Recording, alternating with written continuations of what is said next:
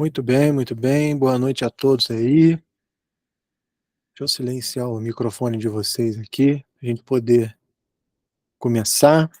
Então, hoje a gente está entrando aí na nossa última aula de cultura bíblica e encerrando mais uma apostila aí, né?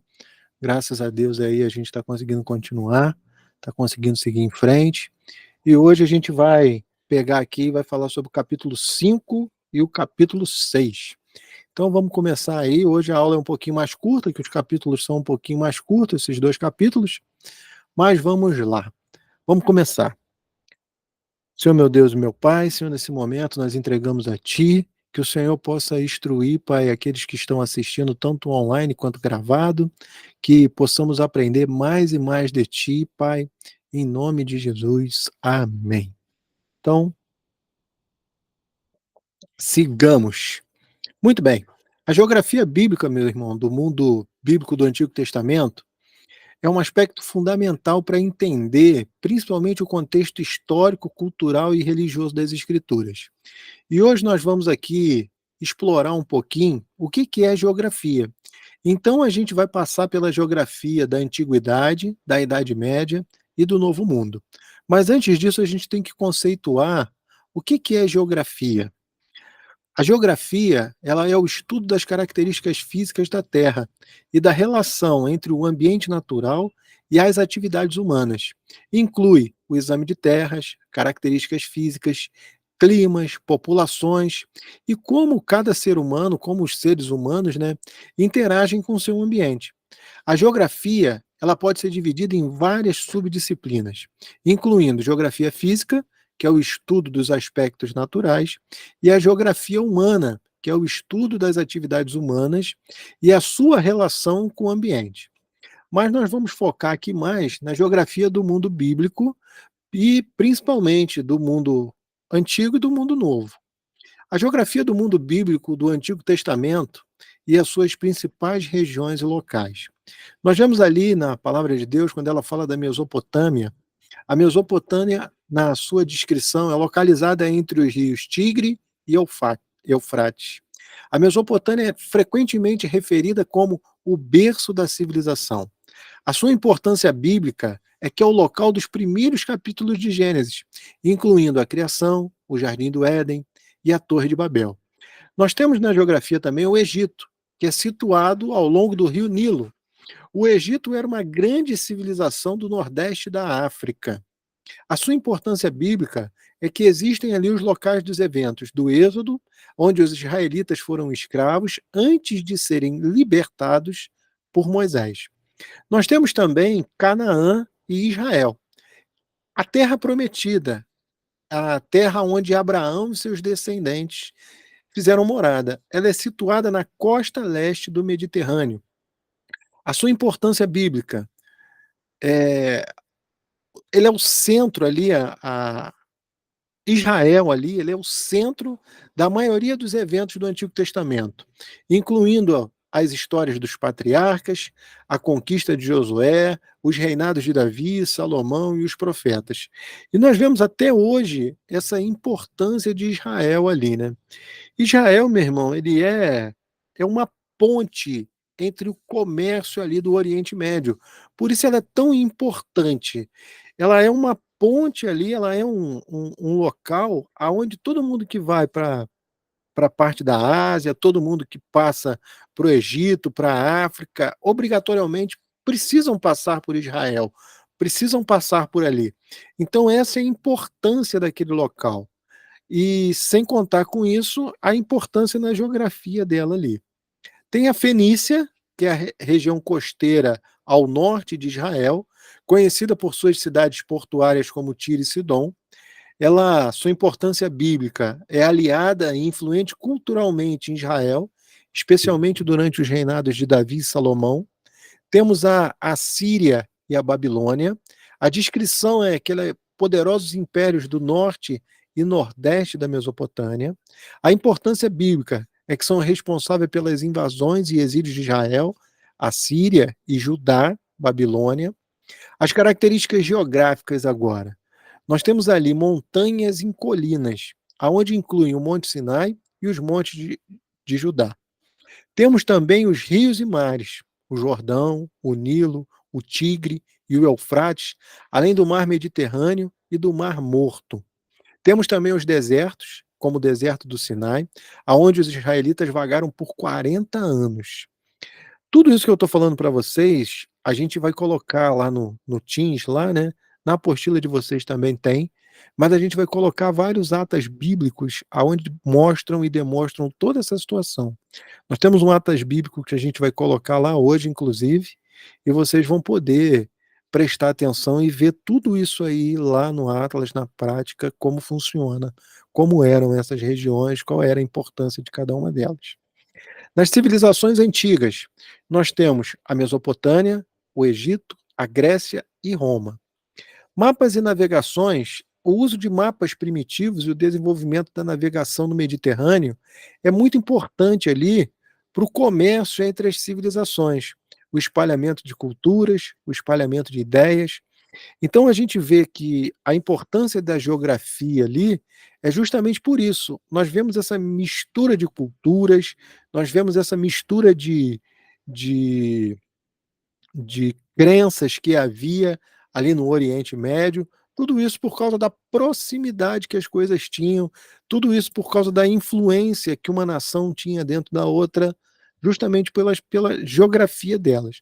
Eu não sei se vocês já viram um vídeo, depois a gente pode botar esse vídeo até aí para vocês no Teams, no grupo, que é a briga da água antigamente. Antigamente havia muitas guerras que eram por causa da água. Quando a gente olha o Egito era o que é, a potência que era por causa do Nilo. E o Nilo ele passava e passa até hoje por outras localidades até chegar no Egito. Então grandes guerras aconteciam porque as pessoas queriam dominar o percurso do rio. Você imagina, se você polui um rio aqui, a cidade ou o país que está abaixo vai receber uma água poluída. Se alguém represa uma água acima, quem está abaixo não vai receber aquela água. Então, a geografia, ela impacta diretamente nas guerras, nas civilizações, em tudo isso. A geografia na Idade Média. Nós temos as características gerais. No desenvolvimento do feudalismo, a estrutura de poder era baseada na posse das terras. E nós vemos isso acontecendo até logo ali no início, quando vemos a divisão das terras, as 12 tribos de Israel. Então, a estrutura de poder, ela é baseada na posse de terras. Até hoje acontece isso, nós vemos a guerra que está acontecendo entre Israel e Palestina. A influência da igreja. A Igreja Católica Romana, como principal entidade, ela foi a unificadora da Europa. Nós tivemos as expansões islâmicas, o Islã ele se expandiu grandemente e influenciou regiões da África, da Ásia, da Europa, e depois nós vimos os conquistadores com as cruzadas e depois as guerras santas, as primeiras guerras santas, 1300, 1400, 1500, reconquistando a Europa do Islã. E aí trazendo a Europa para a forma que a gente conhece ela hoje, com as divisões dos países que a gente conhece hoje. Nós temos também, no campo das explorações e da descoberta, o começo das explorações europeias, levando à descoberta de novas terras. Então, é interessante quando a gente olha geograficamente o mundo que a gente vê hoje, antigamente não era assim. E depois, com a divisão das terras, as divisões do além-mar, o desbravamento dos mares, nós vemos a Europa conhecendo e desbravando o novo mundo. E aí a gente entra na geografia do novo mundo. O descobrimento e a colonização. Houve ali, depois desse desbravamento do novo mundo, o descobrimento das Américas. Primeiramente por Cristóvão Colombo, em 1492, e subsequente a colonização europeia. Nós tivemos nesse tempo as interações culturais entre europeus, nativos, americanos e africanos escravizados. Tivemos vários impactos ambientais e demográficos com a introdução de novas espécies, doenças e mudanças demográficas dramáticas. Então, a gente precisa compreender a geografia do mundo bíblico antigo, principalmente no Antigo Testamento, é crucial para a gente apreciar o contexto das histórias e eventos bíblicos. Quando a gente repara, a gente consegue entender que a geografia influenciou diretamente deslocamentos, batalhas, assentamentos e as interações culturais e religiosas do povo hebreu. A gente vê diretamente que o Senhor ele chama Abraão um tempo, leva ele em cima de uma montanha e mostra a ele, tá vendo tudo isso? Tudo isso é teu, toda essa terra eu vou te dar por herança. Nós vemos ali depois Abraão e Ló. Ló queria a terra boa e Abraão ficou com a terra ruim, que na realidade ficou com a terra ruim, mas Abraão era um exímio cavador de poços, a terra era ruim porque não tinha água, mas abaixo da terra havia água. Então tudo isso foi influenciando o deslocamento. A gente vê que antigamente, com Abraão, eles eram nômades. O povo hebreu era nômade, ele migrava de região para região, levando suas cabras, seus animais. Abraão cavava vários poços, porque cada local que ele ia, ele cavava um poço que ele tinha que ter água, e depois foi tendo os assentamentos, as interações. A terra prometida foi quando o Senhor transforma o povo de nômade para o povo ter uma localidade certa onde ele ia habitar. E aí, depois disso, começa o quê? Várias batalhas, várias guerras, várias interações culturais, porque o povo deixou de ser nômade. Então, a gente precisa entender que o estudo do Antigo Testamento, da geografia, ele vai através das eras até o dia de hoje. Nós vamos ter na, na teologia do Novo Testamento, não, no livro de Hebreus, o apostila que vocês vão até receber próxima já, a gente já vai falar um pouco sobre isso. E quando a gente falar sobre a história de Israel, nós vamos falar muito sobre esses deslocamentos, nós vamos falar muito sobre essas guerras e os motivos das guerras, o porquê das guerras. E vocês vão ver claramente que essa geografia, esse estudo da cultura, dessas interações com seus vizinhos, foram o que fez Israel ser o que é e Israel enfrentar as dificuldades que enfrenta até hoje. Temos aqui também a Antiguidade, a Idade Média e o Novo Mundo, aonde mostra a evolução das civilizações e a crescente interconectividade do mundo, moldando o curso da história humana. Então, esse capítulo 5, basicamente é isso. Basicamente traz essa interação entre geografia do mundo antigo, e a gente precisa entender isso, trazendo essa cultura, para entender essa contextualização ali. Ok? Alguém quer falar alguma coisa? Quer perguntar alguma coisa? Sim, não, talvez. Então, se está tudo bem, vamos passar para o capítulo 6. Muito bem. A geografia bíblica do Novo Testamento. Já com ênfase aqui na Palestina, e principalmente na época de Cristo. Meu irmão, nós precisamos entender uma coisa que hoje em dia se fala em criar o Estado da Palestina.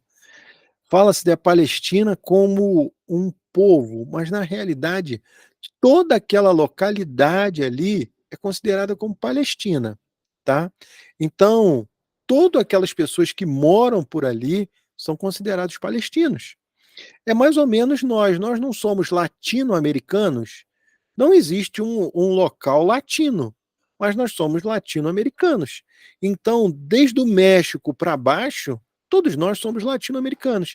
Cada um tem o seu país, cada um tem a sua língua própria, cada um tem a sua cultura, cada um tem as suas datas comemorativas, as suas datas festivas, os seus feriados, mas todos nós somos considerados latino-americanos.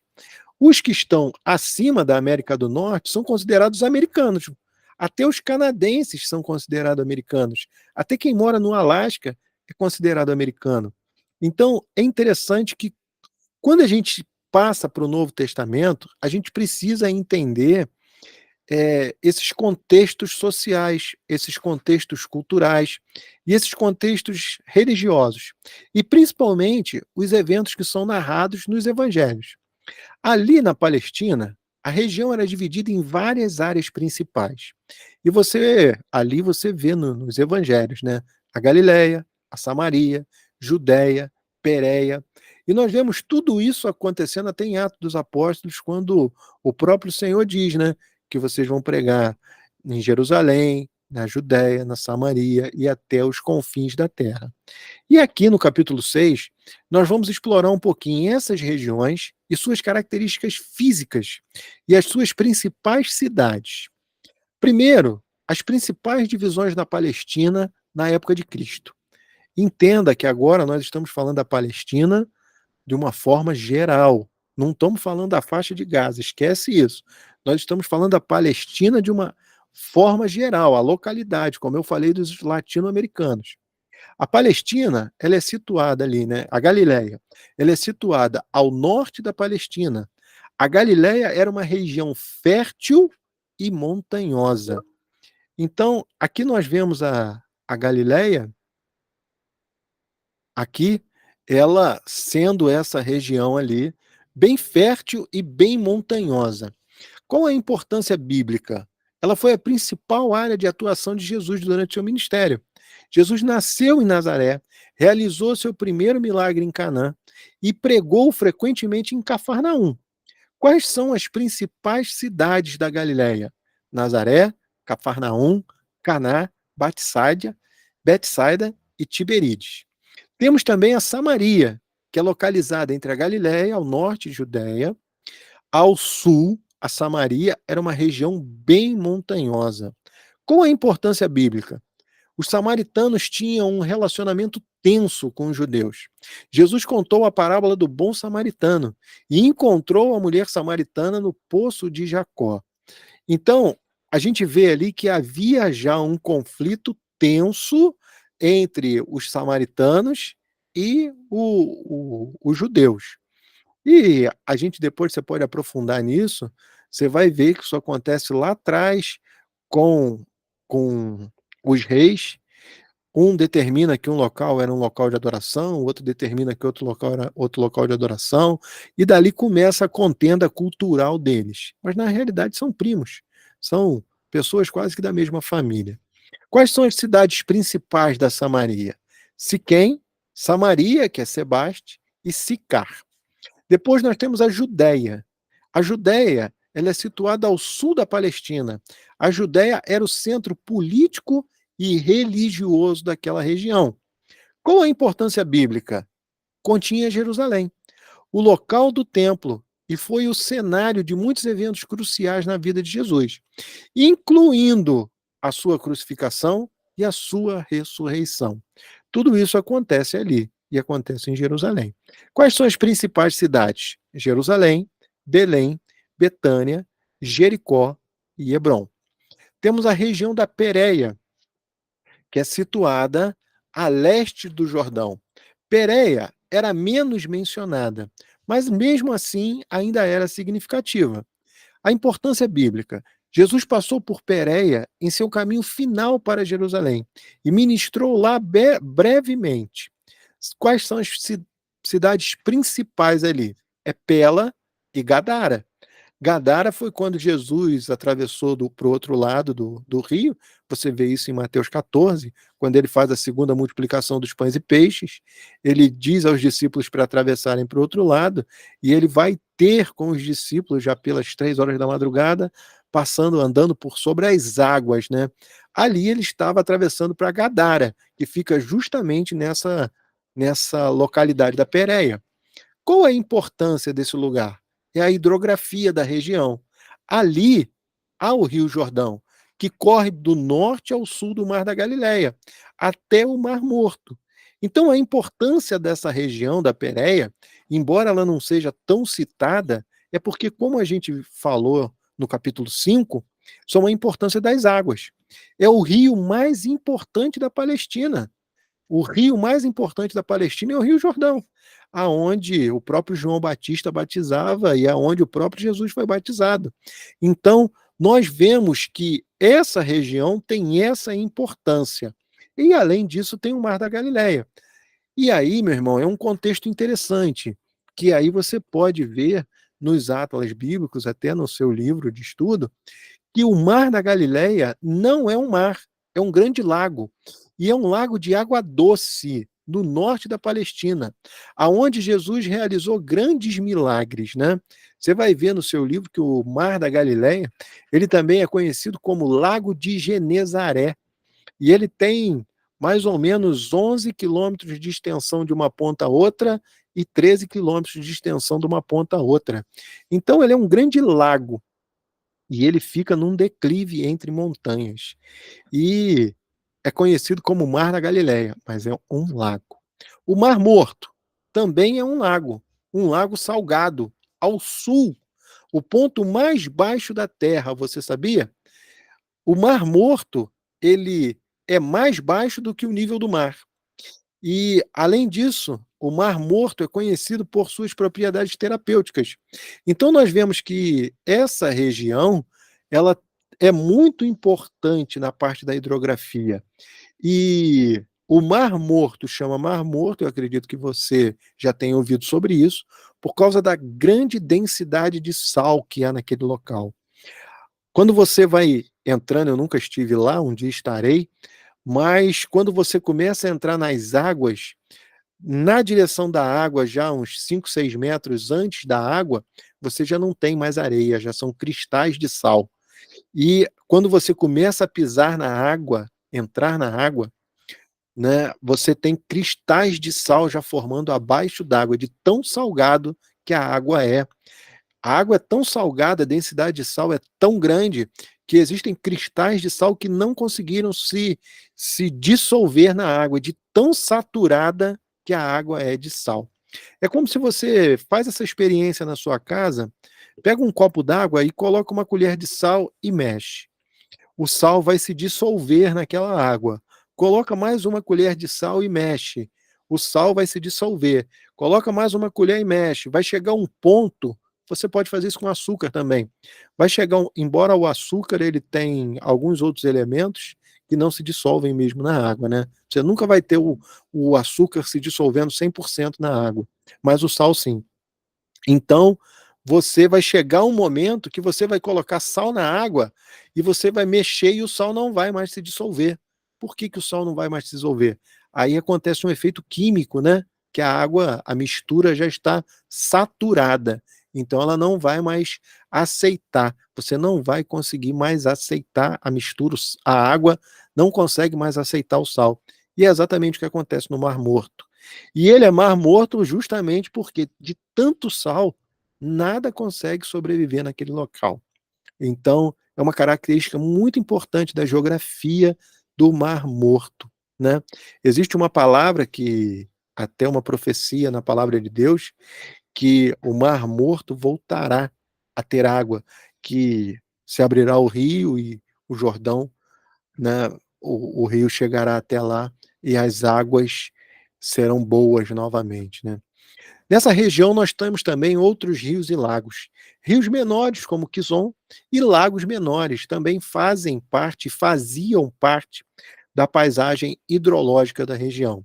Você tem uma diferença entre atlas antigos e atlas novos, que em alguns atlas antigos você ainda vai ter rios e lagos que hoje em dia já não existem mais, devido ao decorrer dos anos, ao movimento que as pessoas fazem com a agricultura, com tudo isso, a retirada de água, então alguns lagos secaram e alguns rios também se secaram.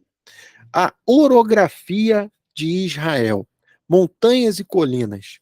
Aqui nós vemos que incluem os montes da Galileia, os montes de Samaria, os montes de Judá. O Monte Hermon ao norte é a montanha mais alta da região. Nós temos também os vales e planícies. O vale de Jezreel é uma grande planície fértil na Galileia, a planície costeira que corre ao longo do Mediterrâneo. E é interessante você ver isso, né? Por que que a planície, essa planície ela é fértil? Embora você tenha ali bem próximo desertos e locais muito secos, como ela está costeira ao Mediterrâneo, então o vapor que sobe ali, a evaporação do Mediterrâneo, às vezes nem condensa em chuva, mas a umidade do ar é maior do que para dentro de Israel. Então, pelo fato dela ser costeira, ela consegue produzir mais alimentos e ser uma área mais fértil, uma planície mais fértil do que as áreas um pouco mais para dentro. Porque quando você tem os demais lagos, o Mar Morto, né, a condensação e a quantidade de sal é muito maior e não faz a terra ser tão fértil como ali o Vale de Jezreel. Temos também desertos, o deserto da Judéia, o deserto de Negev, ao sul das regiões áridas e montanhosas. A geografia física de Israel. O clima é muito variado. Assim, ele tem um clima de Mediterrâneo ao longo da costa e climas mais áridos no sul e leste. Os verões são bem quentes e secos, os invernos são suaves e chuvosos predominantes. São chuvas, mas não são chuvas como chuvas que a gente conhece aqui. São chuvas rápidas e curtas e não violentas. São chuvas, momentos assim. Se você conhece o Alto da Serra, se você conhece o Quitandinha, você conhece um local que tem muita umidade nos invernos, né? Tem o Russo baixo, é um tempo que fica muito, muito chuvoso, muita umidade, tem muito mofo. Lá não. Os invernos são muito suaves. É como a nossa primavera aqui, né? E sem contar que as chuvas chove, mas chove pouco e rápido, como a nossa chuva de verão. Nós temos aqui chuva de verão intensa, chuvas grossas, que aqui em Petrópolis acontece até esses deslizamentos, enchentes. Você imagina uma garoa de inverno, né? Vou usar um exemplo maior. Agora no inverno, às vezes você vai dormir e você acorda de manhã, o seu carro está molhado, né? Só com sereno. E você nem viu que choveu de noite. As chuvas lá, esses períodos chuvosos são assim. Chuvas que acontecem bem fracas e curtas, em períodos curtos de tempo. A vegetação inclui florestas mediterrâneas, áreas de cultivo, mas também regiões desérticas. Poucos recursos naturais são encontrados. A maior parte da sobrevivência é a agricultura, especialmente em áreas irrigadas. Em áreas que não são irrigadas, é muito difícil o cultivo em Israel. Cidades de Jerusalém, cidades de Israel, né? Temos Jerusalém, que é a importância de Jerusalém. Jerusalém é o centro religioso e político do judaísmo, local do templo e muitos eventos da vida de Jesus. Uma das características mais importantes é que ela é situada em uma região montanhosa e era uma cidade fortificada. Jerusalém é uma cidade de maior importância histórica e espiritual no mundo. Ela é o centro de várias religiões hoje, é Israel. Temos Nazaré, que é a cidade da Galiléia, onde Jesus passou a sua infância e juventude. Uma característica é uma cidade bem pequena, montanhosa e bem isolada. Muito, assim, relativamente isolada a cidade de Nazaré. E é interessante que Jesus nasceu em Nazaré, Jesus foi para o deserto, depois Jesus voltou e ficou em Nazaré. Quando ele foi perseguido, né, quando queriam matar os primogênitos ali, então ele foi matar os primogênitos, não, perdão, quando ele foi perseguido porque os 3 reis magos, né, vieram com a notícia, então Jesus se deslocou ao deserto pelos seus pais, mas depois ele volta para essa cidade de Nazaré, e ali, justamente por ser uma cidade isolada. Temos Cafarnaum, que é a base de operações de jejum durante seu ministério na Galiléia. Vimos que alguns evangelhos falam que Jesus morava em Cafarnaum, inclusive. Qual é a característica? Ela é situada na costa do Mar da Galiléia e era uma cidade pesqueira e comercial. Então, meu irmão, quando uma cidade é comercial, significa que muitas pessoas passam por ali. Então, nada mais interessante do que Jesus ter o seu ministério por ali, aonde ele podia pregar para algumas pessoas, a mensagem chegaria e pessoas passam de um local para outro, então as pessoas também levam a mensagem. As pessoas falam do que está acontecendo. Belém, também é uma cidade importante, é o local de nascimento de Jesus, é uma cidade pequena na Judéia, ao sul de Jerusalém. Temos Jericó, que é uma das cidades mais antigas do mundo, mencionadas em várias passagens bíblicas. Ela é situada perto do Rio Jordão, em uma região de oásis, no deserto da Judéia. Então, concluindo, a geografia bíblica do Novo Testamento, ela também é bem rica e variada. Tem regiões distintas que moldaram a vida e o ministério de Jesus e dos primeiros cristãos.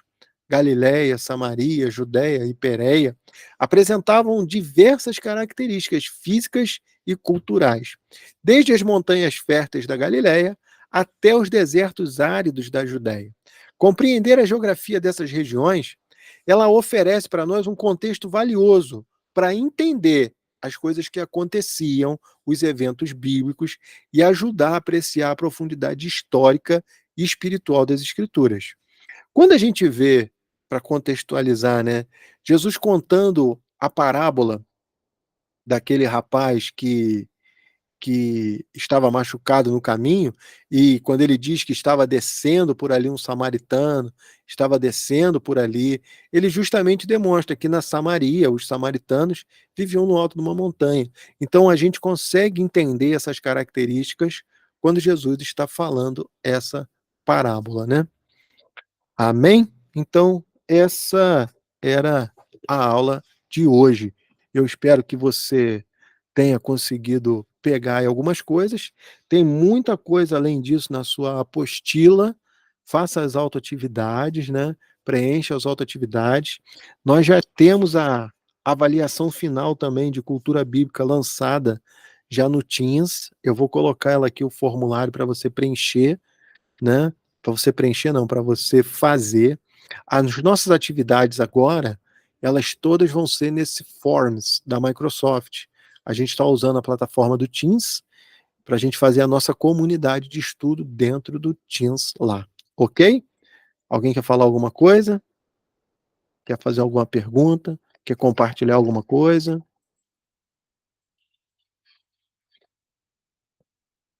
Não? Tudo bem?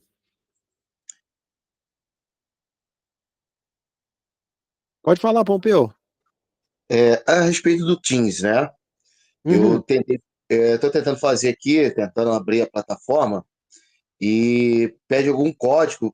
E como eu estou no lugar que não tem sinal de celular, aí eu botei a questão do e-mail e também não vem. Sempre está pedindo código. E eu estou nessa dúvida aqui, como é que eu vou fazer? O Teams, tu vai ter que usar uma conta da Microsoft. Tu tem alguma conta da Microsoft? Hotmail, Outlook, Live, teu Não, eu e-mail? tenho, eu tenho Gmail. Então, aí o que que vai acontecer? Tu vai ter que criar um e-mail, tu vai ter que criar um e-mail do Outlook, ou do Hotmail, ou do Live, criar uma conta para tu poder acessar. Esse código é que ele quer interligar a tua conta do Gmail com a conta da Microsoft. Também dá para fazer, dá um pouquinho mais de trabalho, porque esse código que ele está falando, ele vai mandar para o teu e-mail lá no Gmail. E aí tu vai ter que abrir o e-mail, vai ter um código da Microsoft lá no e-mail, do Gmail, e aí tu vai digitar esse código aí, entendeu? Agora, se tu Ah, abrir uma conta da Microsoft direto, ele já vai permitir que você acesse. Conseguiu compreender mais ou menos? sim, sim, consegui sim. Se você quiser tentar fazer com Gmail, para tu não abrir mais uma conta de e-mail, tu abre o teu Gmail, né? Se tu tiver de frente para um computador, fica até mais fácil, que tu tenta entrar no Teams pelo computador, e aí tu tenta entrar no Teams pelo celular e abre o e-mail pelo computador. E aí tu vai ver no computador o código, é um código de 6 números, e aí tu digita lá. E aí ele vai te permitir vincular a tua conta, entendeu? Aí tu vai Perfeito. vincular a tua conta do Teams. Caso tu não consiga, teve aluno do primeiro ano que não conseguiu de jeito nenhum. Não conseguiu de jeito nenhum. Tentou, tentou, tentou, tentou, não conseguiu. Aí eu falei, cria uma conta do Outlook, cria uma conta com teu nome, uma conta até para tu usar ter um e-mail alternativo, vamos dizer assim, né? E aí a Tá, pessoa criou um e-mail e conseguiu de boa, de primeira, acessar. Conseguiu. Na comunidade de vocês, a gente já tem, eu deixei o dicionário não, a história dos Hebreus, de Flávio Josefo, e também já coloquei 10 dicionários bíblicos e agora eu vou subir alguns atlas bíblicos lá na comunidade para vocês. No celular, quando vocês abrem, aqui, ó. Vou abrir o meu aqui para vocês verem. Pam, pam, pam, pam, pam. Aqui o Teams, ó. Tá conseguindo enxergar? Abriu ele aqui. Perfeito, tô vendo. Aí, tá tendo chat aqui. Tem a casinha aqui do lado. Vou criar a casinha. Vou tocar na casinha. Olha lá, tá a turma de vocês e a outra turma. Turma 10 e turma 11. A turma de vocês é a turma 10. Tem avaliações conclusivas já e tem biblioteca. Mas se eu navegar aqui, clicar direto na turma de vocês, turma 10 2024, abriu a turma aqui. Se eu navegar aqui em cima, ó, aí já tem aqui arquivos. Se eu clicar nos arquivos, isso é tudo que já está lá na biblioteca. Ó. Dicionários bíblicos, a história de Flávio José. Quando você clica, por exemplo, em canais, aparece lá, ó, avaliações e a biblioteca. Se eu clicar em avaliações, ele já apareceu a avaliação, que é o que tem que fazer. Aí tem o link ali para você clicar. E também vocês podem comentar, reagir, tudo por aqui também. Tudo por aqui. Alguém botou um chat aqui, alguém?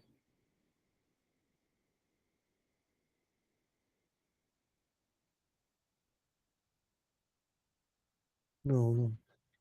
Então, tem o chat também que vocês podem entrar, comunicar, falar, mandar mensagem, tudo por aqui. Aí depois aqui, vai ter aqui embaixo um calendáriozinho, tá vendo? Essas reuniões que a gente está fazendo hoje por aqui pelo Gmail, no futuro a gente vai passar a fazer pelo Teams. Só não estamos usando ela no Teams ainda, porque o Teams não está gravando. Então eu entrei em contato com a Microsoft e ainda não tive uma resposta. Eu não sei se eu tenho que fazer alguma assinatura, alguma coisa, para o Teams gravar. Então só não estamos usando o Teams porque ele não está gravando. E é interessante que quem não assiste, né, pode acessar depois. Beleza?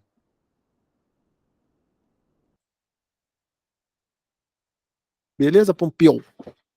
Aí se tu não conseguir, tu fala também. Tá? Beleza, vou tentar e de repente a gente faz uma reunião aí, troca uma Não, ideia, beleza, tá? beleza, E a gente beleza, faz junto beleza, também. A gente leva o celular, beleza. leva o tablet, o computador, e a Tranquilo, gente reúne em tranquilo, algum lugar aí tranquilo. e Sem tenta problema fazer. nenhum. Sem Perfeito, pastor. problema nenhum. Tá bom? Perfeito. Obrigado, hein? Nada. O importante é que a gente consiga criar mais formas e mais maneiras de compartilhar o conhecimento e botar mais conhecimento para vocês, né? Mais conhecimento. Mas, Beleza? e por aqui a gente vai continuar fazendo.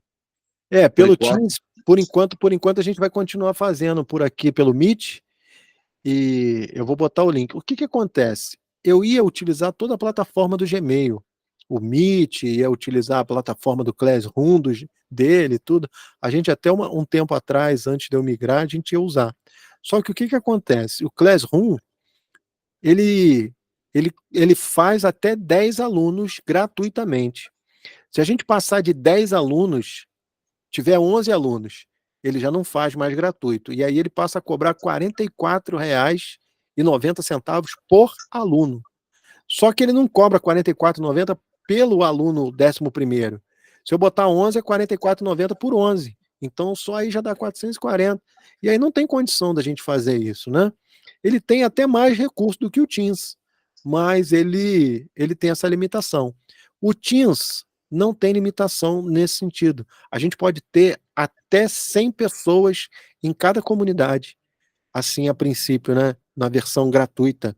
Então, como a gente criou uma comunidade para cada turma, na turma de vocês, a gente, se eu não me engano, tem 14, na outra turma a gente tem 18, então fica bem tranquilo. A gente também pode fazer reuniões pelo Teams já, assim como a gente está fazendo, até a qualidade é melhor, até, só que não está gravando, esse é o problema.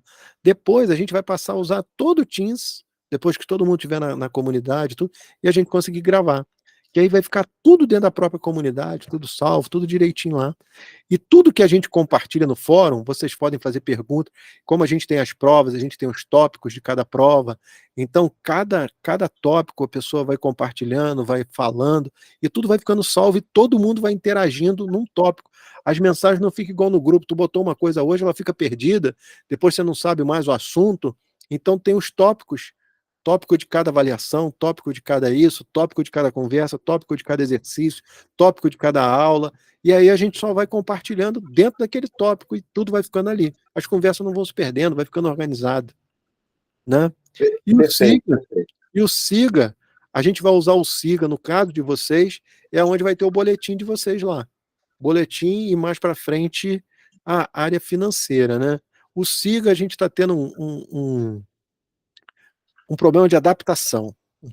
A verdade é um problema de adaptação. O SIG é um ótimo sistema, mas a gente está tendo um problema de adaptação, tanto a gente administrativamente, quanto grande parte dos alunos. Então, a gente preferiu optar por usar essa plataforma mais intuitiva, mais interativa e mais organizada nesse momento do que o SIGA. Mais para frente, para os alunos 100% EAD, a gente vai usar só o SIGA, mas é mais para frente. Só para daqui um ano e pouco. Joia? Perfeito. Uma outra coisa a lembrar a todos aí, né? Vai ficar gravado, é as aulas de terça-feira, né? Que está tendo aí, que eu estou acompanhando. Essas aulas de terça, na realidade, é um projeto que eu tenho, né, Muito pessoal, e bacana, com a muito bacana. igreja que eu pastoreio. Então, essas aulas de terça, né, eu tenho colocado no grupo para quem quiser poder assistir e tal, ficar à vontade, também para compartilhar. Lá Tá na muito página bom, do Dux, lá tem algumas outras lá, né? Obrigado, Deus abençoe, tá muito obrigado por bom, hein? prestigiar. Amém, Muito bom. E eu assisto sempre e tenho aprendido muito, né? E a questão do amém, jejum lá está sendo maravilhoso aí. amém, glória a Deus, glória a Deus. Obrigado. Glória a Deus. Amém. Beleza, gente? Tudo certo? Então vamos encerrar. Que o Senhor nosso Deus possa abençoar a noite de cada um, aqueles que acompanharam aí remotamente, aqueles que vão acompanhar gravado, que o Senhor possa continuar ministrando no coração de cada um e complementando a palavra em nome de Jesus. Amém. Meus irmãos, uma excelente noite, muito obrigado. Na semana que vem, a gente começa a falar sobre Pentateuco. Amém? Então, semana que vem, Pentateuco, em nome de Jesus, e sigamos e prossigamos. Eu tenho uma apostila nova para entregar para vocês, mas eu acredito que não vou entregar esse sábado agora, porque muita gente não vai poder ir, não vai poder ir, não vai poder ir, e aí eu vou entrar em contato em particular, por exemplo, teu caso mesmo, Pompeu, na segunda-feira tem reunião de pastores, talvez eu peça a pastora Sueli para te entregar, talvez fique mais fácil para te entregar, e aí eu entrego a tua apostila para ela de Hebreus, e ela te entrega aí, pode ser? Perfeitamente, perfeitamente. E aí facilita o meio de campo aí, tá bom? E assim os demais Tá aí ótimo, também, obrigado. eu vou botar isso no Amém, grupo, pastorzão, maravilha. e aí os demais também, no teu caso também, eu posso pedir o teu pastor para te entregar, ou alguém para te entregar, tá bom? E aí a gente Perfeito, vai pastorzão, obrigado. fazendo dessa forma. Que se não deslocar vocês lá e me deslocar lá também, ficar esperando lá, igual a última vez eu fiquei lá o dia inteiro e não foi ninguém praticamente, foi uma pessoa lá pegar a apostila, né? Então fica mais fácil para vocês e mais fácil para mim. Tá bom, gente? Deus abençoe, uma noite abençoada. Amém, pastorzão, igualmente, pastorzão, obrigado pela aula, pelo ensinamento. Deus continue acrescentando na sua Amém, vida, tá bom? amém, Em nome de Jesus. amém. Glória a Deus. Deus abençoe, gente. Fica na paz.